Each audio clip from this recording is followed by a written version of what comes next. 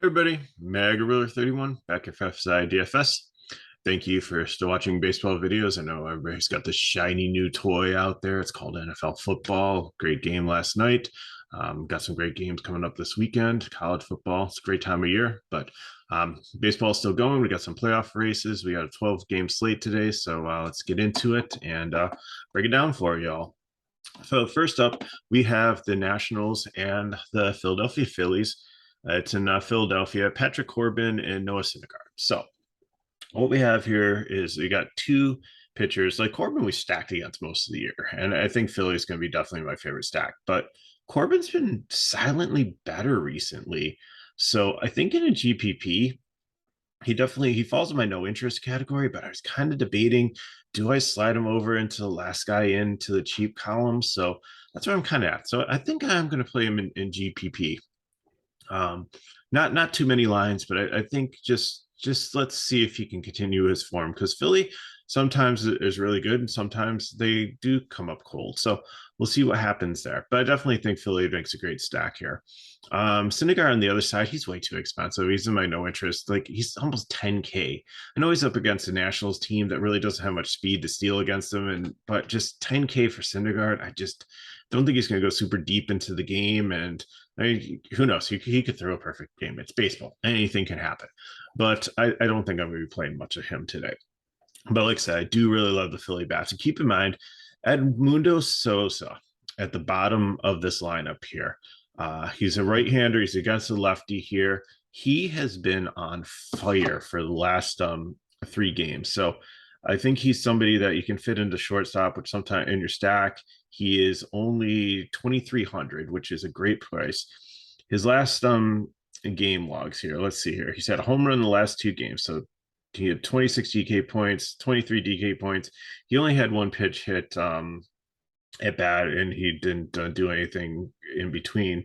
But then the game before that, he had 19 DK points. He didn't hit a home run, but 3 hits, 2 doubles, RBI. So definitely somebody that I'm going to keep my eye on here, that if he's in the lineup to throw in at shortstop at 2,300, if he gets one hit, I think he makes value. But if he goes off again, like he has recently in his form and this good matchup against Corbin, potentially righty on lefty, top of your stack and do a wraparound thing, I think that definitely works out really well.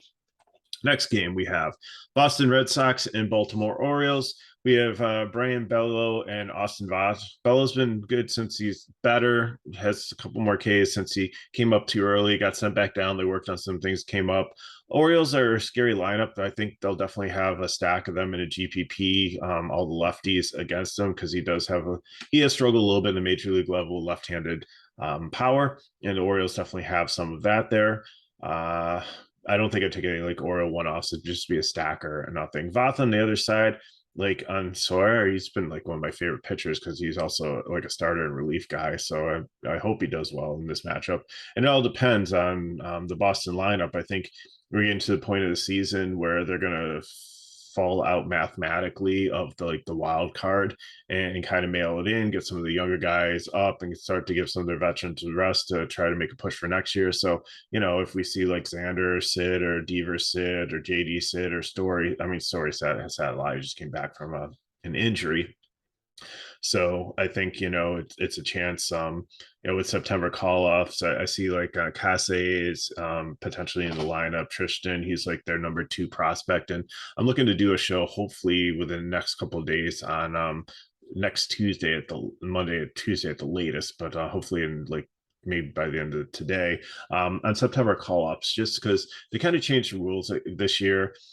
In the past, I think they added like 10 people to the roster and just like, but what happened was all these teams just brought up all these like relief pitchers, and they were able to like just mix and match you to death. And it just extended lengths of games. In September, baseball just became like a snooze fest because the pace was so incredibly painfully slow.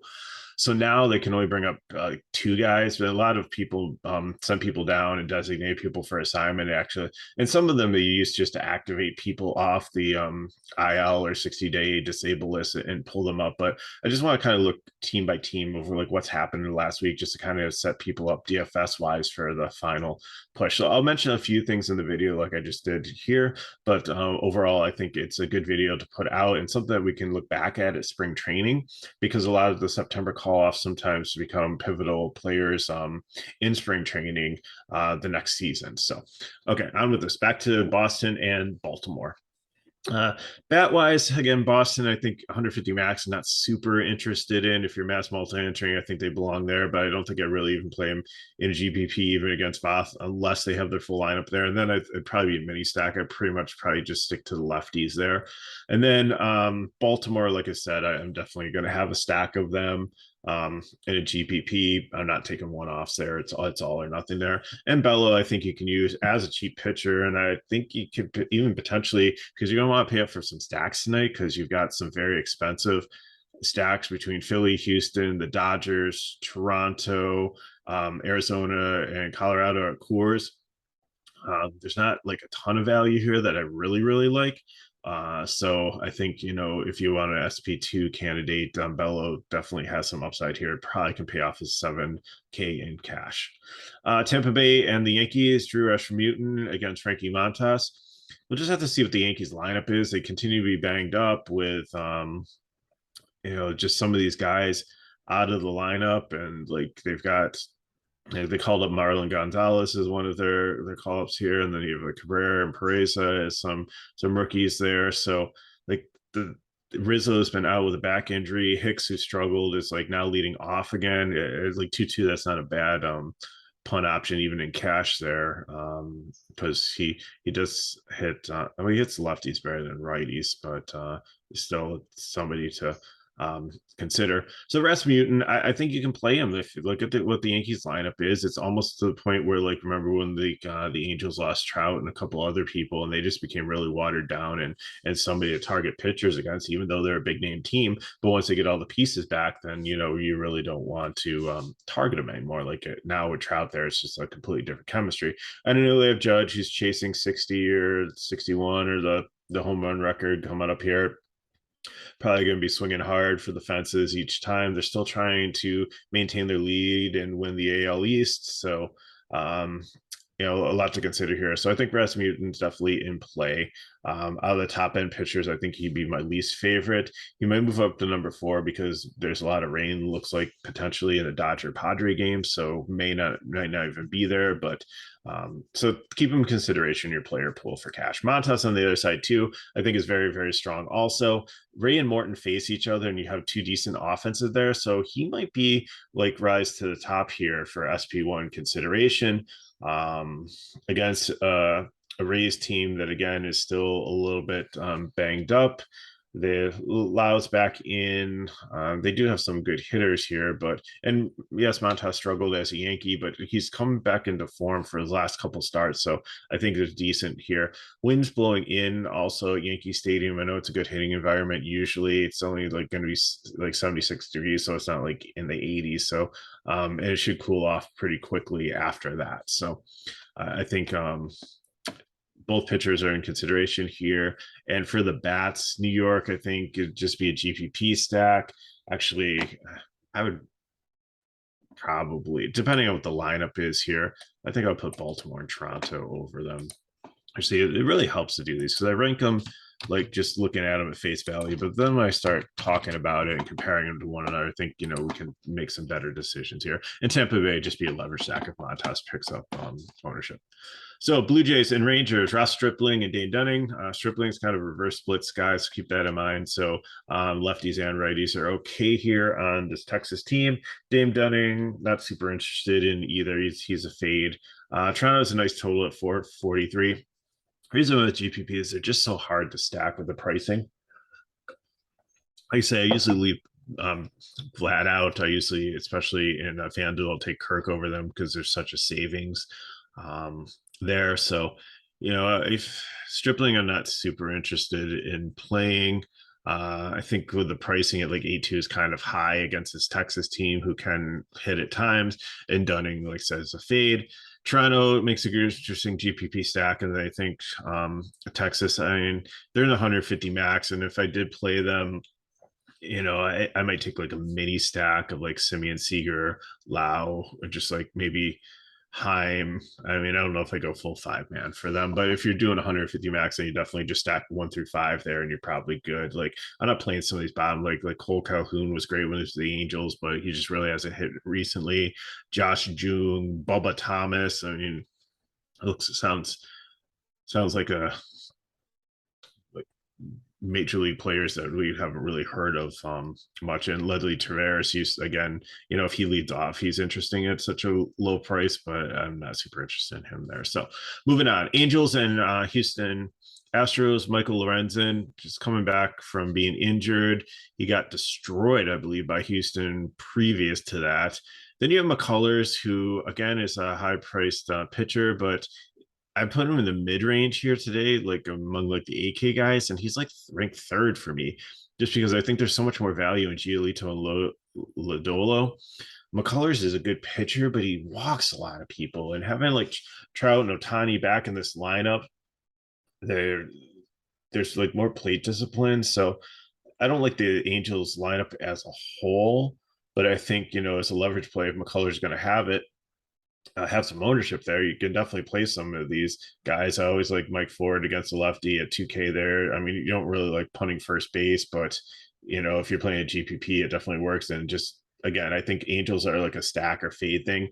And Houston makes a really good stack here against the Reds. And again, they're just so highly priced. Like Altuve's up to 6-1 and he hasn't done squat recently. So I'm absolutely fine if you start your stack with like Pena and work your way down, go Pena, Alvarez, Bregman, Tucker, and then I kind of like Mancini over Gurriel too, but depending on how much money you have less. Chas McCormick has been pretty hot too. So if he's in the lineup, even though it's not the splits advantage, like he's been decent. So there's some options for Houston there. So definitely my third favorite stack of the night. Next up, we have Detroit and Kansas City. Wentz and Lynch. Wentz is serviceable against Kansas City. Once you get past like the top 3 guys, there's really not much. Like Dozier's decent contact hitter, and so is Taylor. He's just has speed. Rooker I believe is on Minnesota. And then Prado, like lefty and lefty, don't like that. Drew Walters, don't know too much about him. Nicky Lopez, lefty and lefty, no thank you.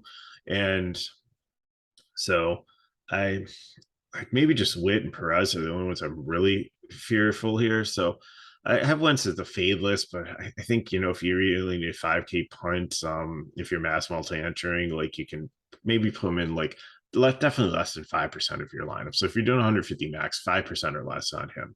Daniel Lynch on their side, same thing. He's more of a reverse splits guy too. So Tigers don't have a ton of left-handed power here. Riley Green's probably the only one really looking at. Torkelson got the call up. He's 2K at first base. He's an exciting young guy that's a huge prospect in their organization also.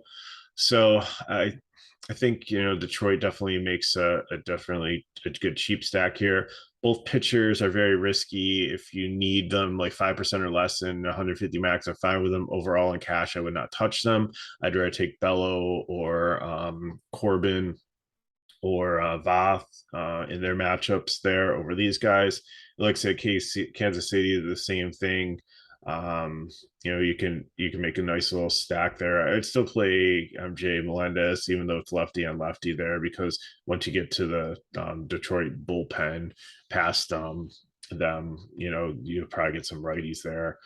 And again, 12-game slate, not a lot of interest here. Like if you need some of these guys, especially maybe the Detroit guys to fill in for like cheap players, if you're trying to stack 2 high-end pitchers and like Philly or somebody with expensive bats, I think it's workable. But I think there's some nice pieces on this next game with Cincinnati that would be able to fill in much better. But KC, same thing.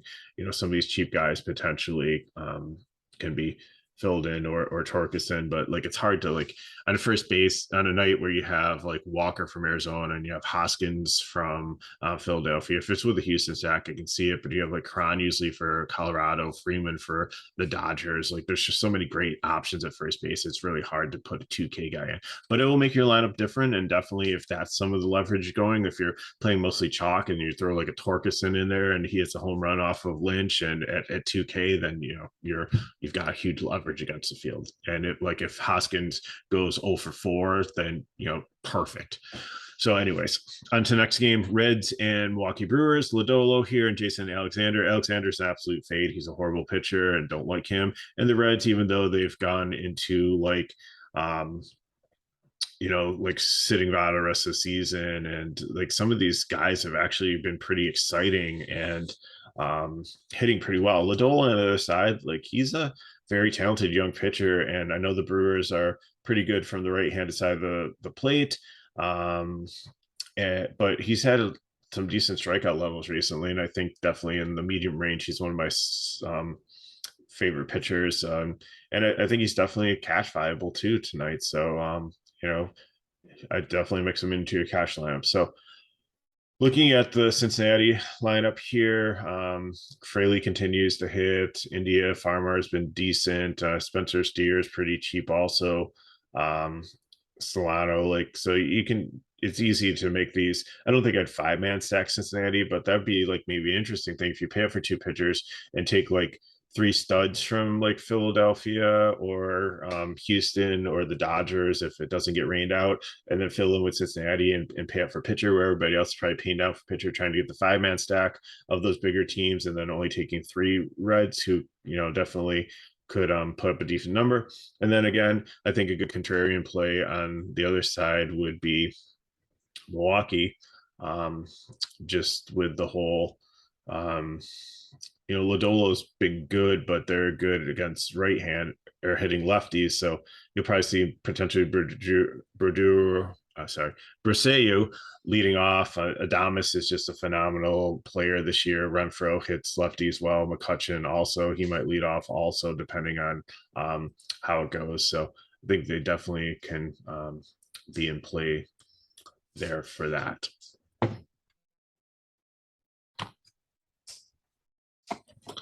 So next we have Cleveland Guardians and Minnesota Twins. Might have some rain here. Quality Control and Dylan Bundy. I think both of them are decent pitchers here. So I think they're playable, but like Bundy, I think I'm just going to put on the fade list. Even though he's at 6'2", he's had a struggle. And Cleveland's such a hard matchup. Control, like Minnesota has still been hitting well, even though Buxton's not in the lineup. So I think that is definitely something that I don't really love him, and I think at 8-4, like in the mid range, I'd rather go with Giolito or Lodolo or something like that. So as for the bats, like I think both teams are just 150 max here. Said you have decent pitchers. It's only gonna be 60 degrees there, so the winds are blowing out a little bit, maybe about 10 miles per hour, so that might help hitting. But just with the rain here, about 60%, the game's going to be wet, might be a delay. So just 12-game slate, just really not touching this here. 150 max, move on. Next, we have Coors, where unfortunately it's only going to be 61 degrees, which is quite cool. Wind blowing at 10 miles per hour. But still, I think I like, some offense here. Even though, sometimes the first night in Coors Field or day for the opposing team isn't great. I think Arizona, I wouldn't make them a primary stack. Maybe I'd like mix them in. Their guys are cheap enough to put in with another major stack, and then Colorado on their side. So Davies and Marquez are definitely fades here. Arizona, like hitting wise, I'd stick to the lefties, although I'd like Walker's fine to put in your lineup, and Carroll's like a nice price at only 2.9 also. Corbin Carroll, the outfielder. On the Colorado side, same thing. I think like they're further on down the list here. If you're taking like some one-offs, like Tolga is an outstanding play recently, and he's a switch hitter. He's only like 3,100. So there's somebody on Colorado. Um, so again, I think Colorado might be more GPP. I put him in the top just because they have a high total, and I like them more than kind of like more Milwaukee, Baltimore, Toronto, and New York tonight. So I'll keep that in mind. Dodgers and Padres. This game, I don't know if it's going to play. It's really hot out there, and it's actually going to rain finally. Maybe it'll cool things off. Like there's a 74% chance of rain the whole game, so just keep your eye on it. It's Dustin May and Clevenger. May, I think, is in consideration for your SP1, but I'd rather probably play Ray Morton or Montas if I'm paying up over him just with the risk here. And Clevenger, I'm just going to say it's absolute fade. He's really struggled recently. So the Dodgers, if they are in play, especially maybe just stack them in the late night stack. If you're playing that, then you'll have a clearer picture of like what the lineup is and if they're actually going to be able to play this game. But I think they profile really well against Clevenger and the Padres. I think they may be a leverage stack or GPP against May here. Again, the weather and Dodgers have a good bullpen, so I just think even though there's some juicy tidbits in this game, I just might move on if, especially, if we have to lock our lineups at 7:05 and this game doesn't start till 9:40. At least it's a little bit early and not a 10:05 start. So maybe we'll have a little bit more insight of what's going on there. But again, and maybe things it'll clear up, like, because I'm recording this at like 10 in the morning on the East Coast. So maybe by this afternoon we'll have a better picture on it. So as always, check back to our this video around 6:30 if we do get any news on changing pitchers or weather or anything. We always try to put an update for you. Next game, we have the White Sox and the Athletics. We have Giolito and Caprillion. Giolito, I really, really like him here. I know the A's have put up some runs every so often, and I don't think he's going to get out to the game like perfect, but I think he can get some strikeouts and pay off his 8.5 tag. I think he's one of my favorite pitchers on the slate here.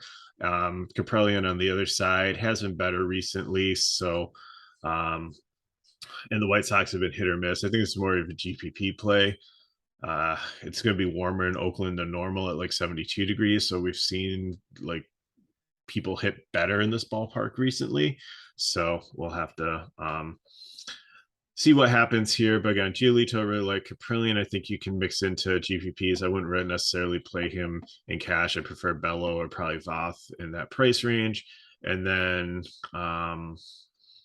Oakland bats, I think, definitely make a nice leverage stack against Giolito. The White Sox would just they're still in the cheap range. Like, and Drew is like, if you just need a one-off at shortstop and, you're not going to play the Philly guy or the Philly guy's not in the lineup at 280, he's been doing really, really well recently. So next and final game, we have the Atlanta Braves and Seattle Mariners. You have two decent offenses. It's like almost a pick'em game, favoring the Braves by a little bit. 7-run total, 3.5 on both sides here. Morton against Robbie Ray. I think both of them are in play here. But I really, really, really love the Braves as my favorite GPP and like leverage stack, I think, because I have seen Ray struggle, and with all the right-handed power they have here, and he struggles with right-handed power sometimes.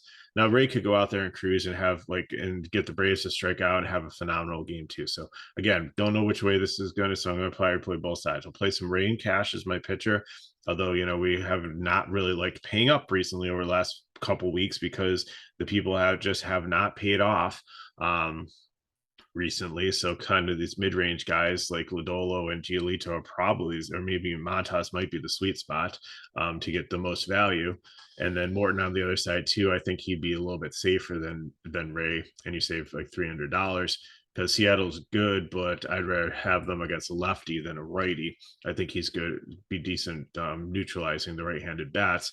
But like I said, keep an eye out. Like Von Grissom, like McKinley and I have been talking about. McKinley's pretty high on him. He's right. He's just been really good at baseball recently here, filling in the second base spot. I know that they called up Arcia.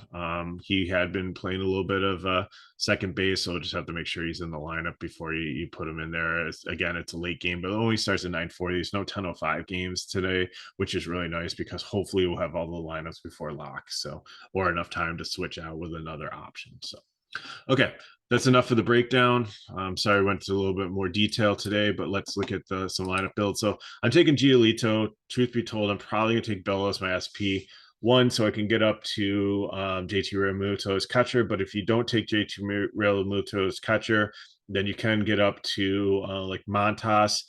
And then you just want to fill in with more of the Arizona guys here. So Hoskin, Rojas, like I love him for Philly. Even if he's batting ninth, he's just been in such great form. Sosa is the one I'm talking about. The shortstop. Rojas is the player from Arizona. So if you want to try to get up to Montas, you can't play. I don't think you can get to Rojas in your lineup. You'd have to probably drop down to Marte, who's a little bit cheaper there, but I'm okay with that too. And then you wouldn't be able to play like Hoskins or Harper in your or not Hoskins. You definitely get Hoskins in there. You wouldn't be able to get Schwarber or Harper as an outfielder there. You'd have to take three Arizona guys, which I'm fine if like any combination of like Carroll, McCarthy, Varsho, whoever else is out there, definitely works there. So that's where I'm looking for cash. For FanDuel, I'm going with Philadelphia and Arizona stack again. Ray, Lodolo, Morton, whoever you want to take, whoever you trust as your SP1 there. Hoskins, that should be Marte, not Karate. I am the world's worst speller. I will readily admit that. And again, if you can get Sosa in here, if not, I'm okay. Even if you got to go away from the stack and you can't get a Phillies shortstop, or I don't really like the shortstop for Arizona, who's usually out there for FanDuel because he bats lower in the lineup, and he's a good baseball player, but he's not really a great DFS player. So there, I might throw, like I said, Andrew Rose has just been really good for the White Sox. Schwarber, Harbor, McCarthy, and then kind of fill in with Arizona guys. Might take a one off a shortstop if I can't get Sosa there from Philadelphia. For GPP, I'm swinging for the fences here. Give me Morton, give me Corbin, and give me the Braves against Ray. So I'm definitely going to take Grissom. I'm probably not going to take Olsen. I'd rather take like Togla or another one-off at first base, maybe Tolverson. Like I said, for Detroit against the lefty. For catcher, I might take D'Arno or Contreras from the Braves if they're in there. But I want Riley, Swanson, Acuna, and Grissom. Those are the core four I want. If I can get a fifth in there, that's fine. And then whoever works to fill in there. To be honest, I'm probably going to take Hicks from the Yankees, and that just gives me a lot of salary to take a decent guy in the 4K range in outfield to round up my lineup. For FanDuel GPP, let me take the Dodgers here because I think they're in a good situation. If the game gets rained out, I'll go down the one column. So if I'm taking the Dodgers, I want Freeman. Muncy, who's struggled recently, has been on fire the last few. Great matchup here for him today. Give me Turner, give me Betts. So Freeman, Muncy, Turner, Betts. I'm taking them. I'm going to fill in with Cincinnati. So that's one build. If I can't get the Dodgers, I'm going to take Atlanta, but I'm going to take Rushman as my catcher because I don't want to take Olsen because I really want righties here against Ray. So I'm going to take Grissom. I'm going to take Swanson. I'll probably take Riley. I'll take Acuna. And then I'll just take 3 Cincinnati bats instead of 4, and I'll fill them in at third base, outfield, and whoever else works in utility. So that's what I got for you. Leave some comments below if you have any questions on the slate, or hit me up at MegaRoar31 on Twitter. If this video helped you, please like it, subscribe to our channel so you can see everything else that's coming out. We're doing football videos. NASCAR, we'll try to have all 3 races. Truck's gonna be a little tricky today. I'm flirting with doing a live video around dinner time once we get the qualifying results before lock to get that set up. But if we don't, we'll at least try to get some notes or something out to everybody. But we'll definitely, TK and I should have Xfinity and the Cup one this weekend. No Premier League soccer in honor of the death of the Queen. So remarkable lady. Did a lot of great things for a lot of great years and surely be missed. So for all the British watchers out there, our thoughts are with you in this time of morning. And then college football, we got like so many different things going on. So cool time in the fall to go try to go out and take in a high school football game tonight. So great time of the year. So good luck in your contests. Have a safe weekend, and we will see you next time.